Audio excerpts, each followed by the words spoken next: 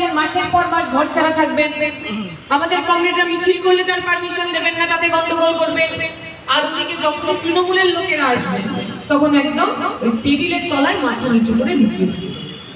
তখন sir sir sir করে একদম পারলে তার পায়ের জুতোটা পর্যন্ত পরিষ্কার করে দেয়, এমন কাজকর্ম করবেন। আমরা বলছি যে ইউনিফর্মটা আপনি গায়ে দেন, যে জামাটা আপনি পরেন, সেই জামাটা কোনো তৃণমূলের বাবার পয়সা থেকে আসে না।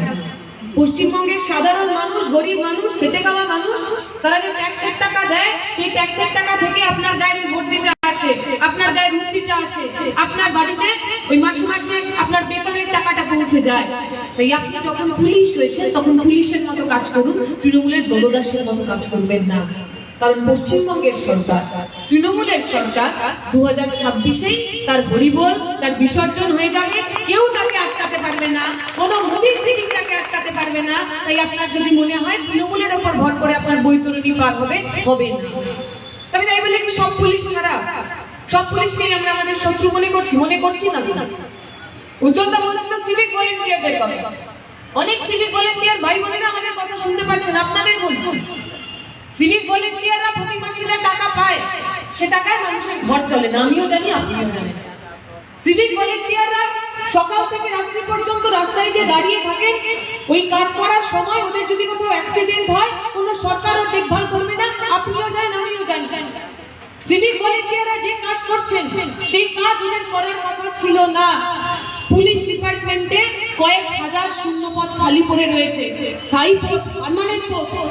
সেই পোস্টে যদি নিয়োগ হয়, তাহলে সিভিক ভলেন্টিয়ারের কাজ করা ছেলেটা মেয়েটা প্রতি মাসে ভালো অঙ্কের টাকা পাবে।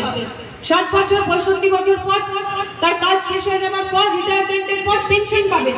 পশ্চিমবঙ্গের সরকার, তৃণমূলের সরকার এই ছেলে মেয়েগুলোকে স্থায়ী চাকরি, পার্মানেন্ট চাকরি দিচ্ছে না।